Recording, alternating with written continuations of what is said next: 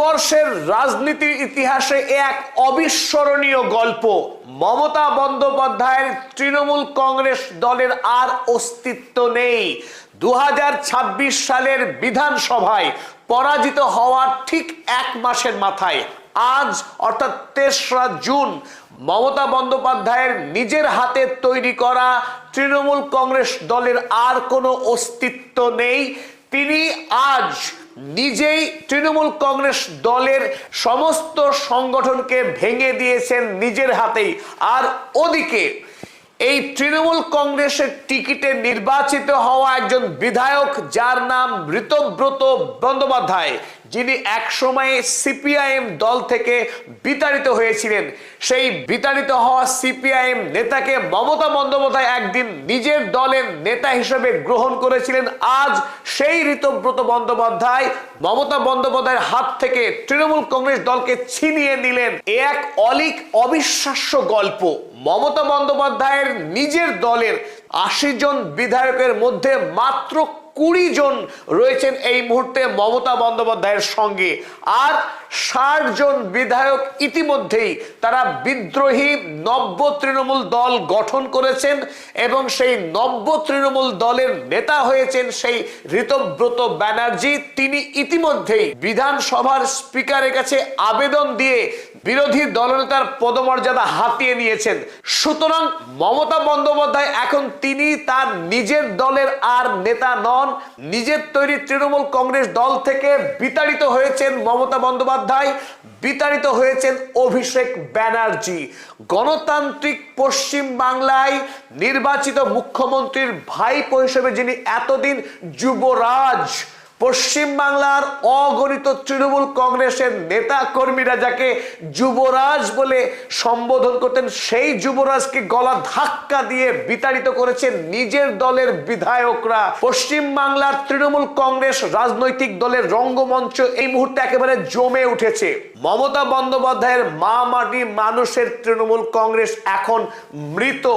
ভারতবর্ষের রাজনৈতিক ইতিহাসে এর উদাহরণ খুব একটা নেই যে যিনি একটি রাজনৈতিক দল তৈরি করেছিলেন, সলতে পাকিয়েছিলেন, ধীরে ধীরে ধীরে সেই দল একটা মহীরুহে পরিণত হয়েছিল।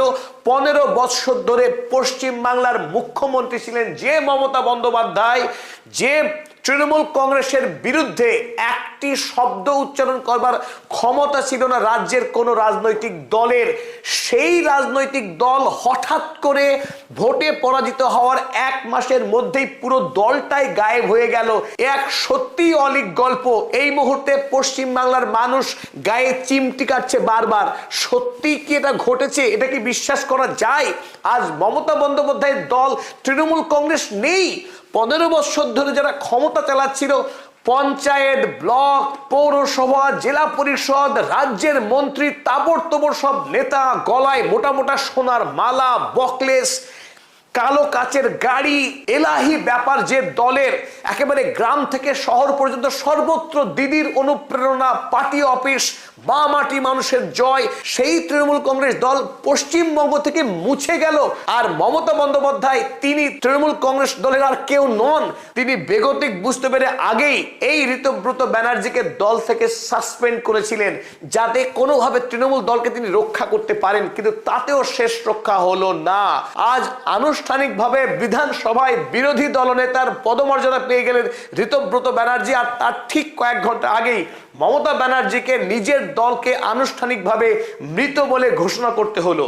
সেই খবরই প্রকাশ করেছে এনডিটিভি কিছুক্ষণ আগে। এনডিটিভি লিখেছে, Mamata Banerjee led TMC dissolves all committees, frontal organizations in West Bengal amid deepening rift. Trinamool Congress দলের বিভাজনের কারণে মমতা ব্যানার্জি তার দলের সমস্ত সংগঠন, শাখা সংগঠনকে তিনি ভেঙে দিতে বাধ্য হয়েছেন।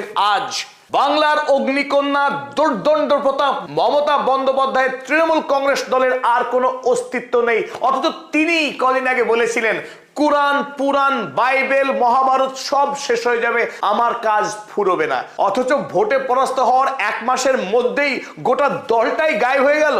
চলুন এবার আসল ম্যাজিকটা দেখে নিই, কিভাবে মমতা বন্দ্যোপাধ্যায় তার নিজের হাতে তৈরি করা দলকে হারাতে চলেছেন, আর সেই দলকে কিভাবে এই ঋতব্রত ব্যানার্জি তিনি কেড়ে নিলেন, হাইজ্যাক করলেন এই তৃণমূল কংগ্রেস দলকে, এবং সেটা সম্পূর্ণ আইনসঙ্গতভাবেই। চলুন আমরা এবার বুঝে নেওয়ার চেষ্টা করি কোন আইনের বলে মমতা বন্দ্যোপাধ্যায়ের হাত থেকে হ্যাসকা টানে তৃণমূল কংগ্রেস দলকে টেনে নিলেন এই ঋতব্রত ব্যানার্জি। 2024 সালের বিধানসভা নির্বাচনে তৃণমূল কংগ্রেসের টিকিটে মোট 80 জন বিধায়ক বিজয়ী হয়েছিলেন। সেই 80 জন বিধায়কের মধ্যে এখন মেরে কেটে টেনে টুনে মমতা বন্দ্যোপাধ্যায় এবং অভিষেক বন্দ্যোপাধ্যায়ের কাছে রয়েছেন মাত্র 20 জন বিধায়ক। অর্থাৎ মোট বিধায়কের মাত্র 25% এখনো পর্যন্ত রয়েছে মমতা ব্যানার্জির দিকে, যদিও তা নিয়ে রীতিমতো সন্দেহ রয়েছে। আজ 20 জন আছে, আগামীকাল থাকবে কিনা তা নিয়ে। অপরদিকে মমতা বন্দ্যোপাধ্যায়ের বিরোধী গোষ্ঠী অর্থাৎ বিদ্রোহী তৃণমূল বা নব্য তৃণমূল, সেই দলে রয়েছে মোট এই মুহূর্তে 60 জন বিধায়ক।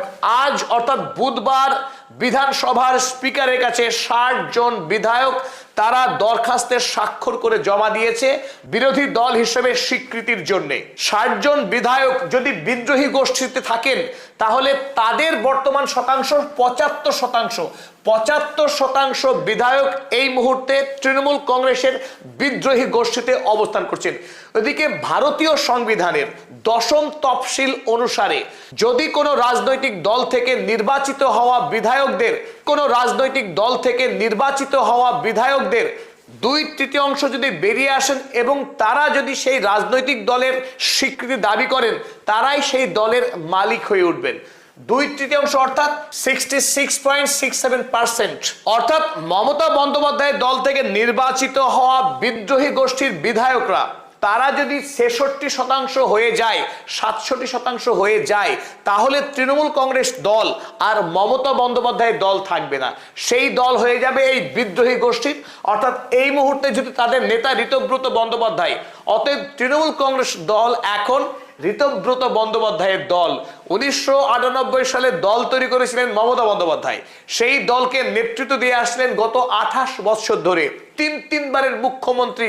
এত সব কিছু সব গেল তল, এখন কোথা থেকে হঠাৎ করে ভুইফোড় ঋতব্রত বন্দ্যোপাধ্যায় তিনি হয়ে গেলেন তৃণমূল দলের একমাত্র নেতা, আর মমতা বন্দ্যোপাধ্যায় এখন এক্স অর্থাৎ অতীত। তবে মমতা বন্দ্যোপাধ্যায়কে তিনি একেবারে ফেলতে চাইছেন না এই ঋতব্রত বন্দ্যোপাধ্যায়।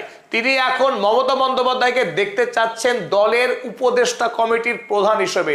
আগামী দিনে যে নব্য তৃণমূল দল চালাবেন ঋতব্রত ব্যানার্জি, সেই দলকে পরামর্শ দেবেন মমতা বন্দ্যোপাধ্যায়।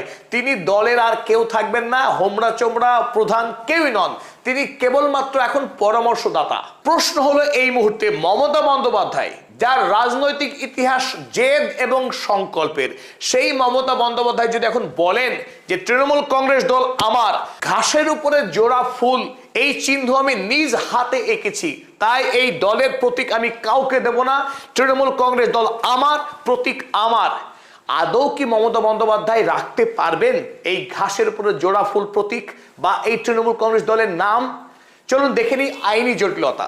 এখন যদি ঋতব্রত বন্দ্যোপাধ্যায় ভারতের নির্বাচন কমিশনের কাছে দরখাস্ত করেন যে তৃণমূল কংগ্রেস দলের প্রতীক এবং এই দলের নাম আমাদের, মমতা বন্দ্যোপাধ্যায়ের নয়, কারণ তাদের কাছে রয়েছে এই দলের 75% বিধায়কের সমর্থন। কারণ ভারতবর্ষের 1968 সালে সুপ্রিম কোর্টের একটি রায় রয়েছে, যে রায়টির নাম ইলেকশন সিম্বলস অর্ডার। এই ইলেকশন সিম্বলস অর্ডারের 15 নম্বর প্যারা অনুযায়ী যদি 2/3 বিধায়কের সমর্থন কোনো একটা গোষ্ঠীর হাতে থাকে, সেই গোষ্ঠীর হাতেই যাবে সেই দলের প্রতীক এবং সেই দলের নাম। বর্তমানে যেহেতু ঋতব্রত বন্দ্যোপাধ্যায়ের কাছে 75% বিধায়কের সমর্থন রয়েছে, সুতরাং তৃণমূল কংগ্রেস দল এখন ঋতব্রত বন্দ্যোপাধ্যায়ের, মমতা বন্দ্যোপাধ্যায়ের নয়। 1998 সালে মমতা বন্দ্যোপাধ্যায় তৈরি করেছিলেন তৃণমূল কংগ্রেস দল নিজ হাতে জাতীয় কংগ্রেস দলকে ভেঙে, যদিও তাতে সমর্থন ছিল বিজেপি রাজনৈতিক দলের এবং আরএসএস এর। পরবর্তীকালে 2006 সালে যখন বামফ্রন্ট সরকার রেকর্ড পরিমাণ আসন পেয়ে ক্ষমতায় আসে, ক্ষমতায় এসেই সিঙ্গুরের 3 ফসলি উর্বর মাটিতে 1000 একর জমি অধিগ্রহণ করে সেখানে টাটা কোম্পানির ন্যানো কারখানা তৈরির জন্য জমি অধিগ্রহণ করতে শুরু করে বুদ্ধদেব ভট্টাচার্যের সরকার। আর তারপরেই মমতা বন্দ্যোপাধ্যায় শুরু করে দেয় ভূমি উচ্ছেদ প্রতিরোধ আন্দোলন, অর্থাৎ কোনোভাবেই কৃষকদের জমি কেড়ে নেওয়া যাবে না। এই আন্দোলনে সিঙ্গুর থেকে নন্দীগ্রাম তুলকালাম করে দেয় মমতা বন্দ্যোপাধ্যায়। 2006 সালের ডিসেম্বর মাসে তিনি 26 দিনের অনশন ধর্মঘট চালিয়ে যান কলকাতার ধর্মতলাতে। আর সেই জমি আন্দোলনের উপরে ভর করেই রাজ্যের দোর্দণ্ড প্রতাপ নেত্রী হয়ে ওঠেন মমতা বন্দ্যোপাধ্যায় এবং 2011 সালে বামফ্রন্ট সরকারের 34 বছরের শাসনের পর পতন ঘটে। আর সেখানেই উদয় হয় মমতা বন্দ্যোপাধ্যায়ের তৃণমূল কংগ্রেসের। 2011 সালে মমতা বন্দ্যোপাধ্যায়ের তৃণমূল কংগ্রেস দল পায় 184টি আসন এবং 2016 সালে সেই আসন বেড়ে গিয়ে হয় 211টিতে। 294 মধ্যে 211 আসন পেয়েছে 2016 সালে এবং 2021 সালে সেই আসন আরো বেড়ে গিয়ে হয় 215। কিন্তু 2026 সাল আসতেই পাল্টানো দরকার, বিজেপির এই স্লোগানের কাছে তৃণমূল কংগ্রেস দল ভূপাতিত হয়, পতন ঘটে যায়। রাজ্যে প্রথমবারের মতো বিজেপি দল ক্ষমতায় আসে, শুভেন্দু অধিকারী হয় বিজেপি দলের প্রথম মুখ্যমন্ত্রী। আর তার ঠিক 1 মাসের মাথায় মমতা বন্দ্যোপাধ্যায়ের এই দীর্ঘ রাজনৈতিক জীবনের যবনিকাপাত, তিনি বেঁচে থাকতেই এত বড় ভরাডুবি হতে পারে একথা আজ থেকে ঠিক 1.5 মাস আগেও দুঃস্বপ্নে কেউ কল্পনা করতে পারেনি। পশ্চিমবাংলায় জমি আন্দোলন দিয়ে রাজনৈতিক জনপ্রিয়তা অর্জন করে তিনি মা মাটি মানুষের সরকার তৈরি করেছিলেন বলে দাবি করেছিলেন। পরবর্তীকালে শিক্ষা এবং চাকরিতে সীমাহীন দুর্নীতি করতে থাকে এই তৃণমূল কংগ্রেস দল, যার প্রতিটি ঘটনাকে তিনি প্রশ্রয় দিয়ে এসেছেন এবং চিটফান্ডের টাকাকে হাতিয়ে নেওয়া, কয়লা, গরু, বালি, সিন্ডিকেট রাজ, পশ্চিমবাংলায় দুর্নীতি ছত্রে ছত্রে ভরে ওঠে। তারপর পশ্চিমবাংলায় শুরু হয় ধর্মীয় মেরুকরণের রাজনীতি। ইমাম মুয়াজ্জিনদের ভাতা দেয়া থেকে শুরু করে পুরোহিতদের ভাতা, দীঘায় জগন্নাথ মন্দির নির্মাণ করা এবং ওদিকে শিলিগুড়িতে মহাকাল মন্দিরের প্রতিষ্ঠার ঘোষণা করা, ধারাবাহিকভাবে ধর্মাশ্রয়ী রাজনীতি করতে গিয়ে পশ্চিমবাংলায় আরএসএস এর জন্য দরজা খুলে দেন এই মমতা বন্দ্যোপাধ্যায়। ফলে হু হু করে গজিয়ে উঠতে থাকে আরএসএস এর নতুন নতুন শাখা এবং পশ্চিমবাংলার মানুষের মনে সাম্প্রদায়িক বিষ-বাষ্পে ভরে ওঠে।